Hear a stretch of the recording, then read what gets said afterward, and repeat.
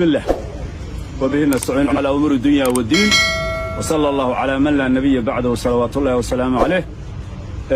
قولها سريع دقنك SSC waxay maanta idinku yeedheen inay kelmatayn ka yiraahdaan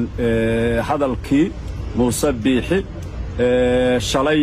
ama xalay uu ka yiri waana ka xunnahay hadalka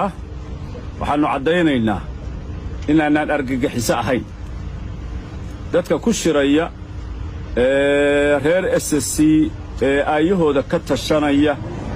dalahooda maareynaya masiirkooda wax iska weydiinaya nabadgelyadooda iyo horumarkooda wax iska weydiinaya shirka ugu jirana ayaan argagixiso ahayn dhibaatooyinkii hore Muuse iyo maamulkiisu ay dadkan u geysteen bay sii laba jibaaraysaa argagixiso ma nihin argagixiso ciidankiisa aan ahayn oo deegaanka iyaga joogana ma ogin waxaan u arkaynaa deeg ma tiri buu yidhi wixii meeshan ka dhaca qaraxyo yimaada dilal ah in ay tahay wuxuu Muuse soo wado waxaanu ognahay argagixisada iyo isagu inay isku mid yihiin inuu u soo marmarsiyoonayo inuu hadhowto weliba dhiiggayaga iyo dadkayaga layntooda uu rabo inuu adduunka lacag kaga qaato oo yidhaahdo argagixisaa meesha joogtaan ku soo dilaya arrintaasi adduunka waxaannu ugu baaqaynaa intii hore aad ku tarteen dhibaatadayada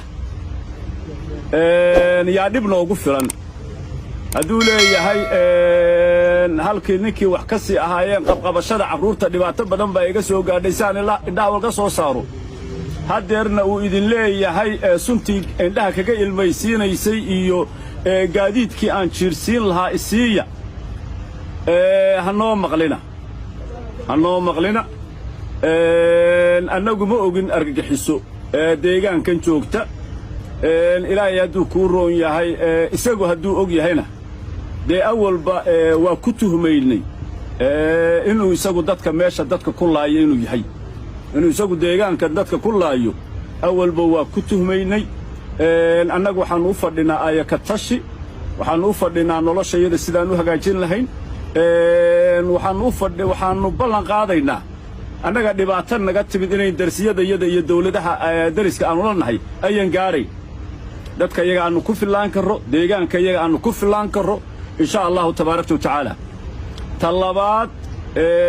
uu ku baaqay nabadgelyada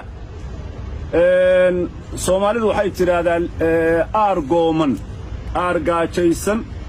yaa reer soo duldegey reerka wuxuu ka maqlayaa xoolihii waa laga xaraystay oo oodeer baa lagaga gashtayoo odaygii iyo islaantii iyo gabadhii iyo carruurtiiyo mid yar ku leh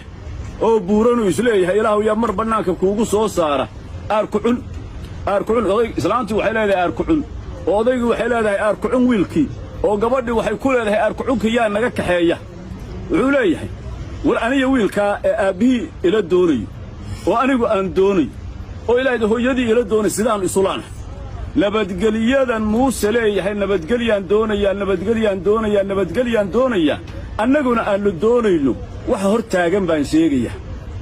Muuse inuu yidhaahdo nabadgelyana waa doonayaa ciidankayguna waa idin dul fadhiyayaa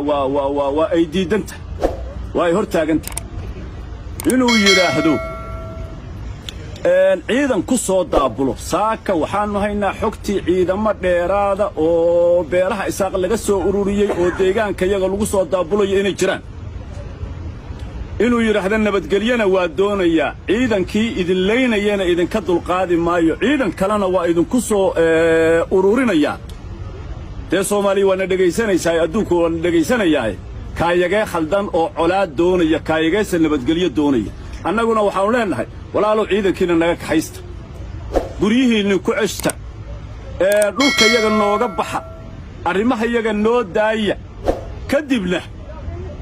dee dad soomaaliyeedoo darisaynu nahay oo waa wada hadli karaynaa laakiinse intaad qoorta nooga duuban tihiin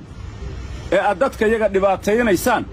dee waxaynu ku wada hadalaaba meesha ma jirtay aan ahayn dhibaatada naga daayo nooga baxa dhulkayaga marka intaas fariintaas aan rabnay insha Allah taala in aanu adduunka iyo Soomaali iyo dawladaha dariska iyo kuwa beesha caalamka iyo dawladda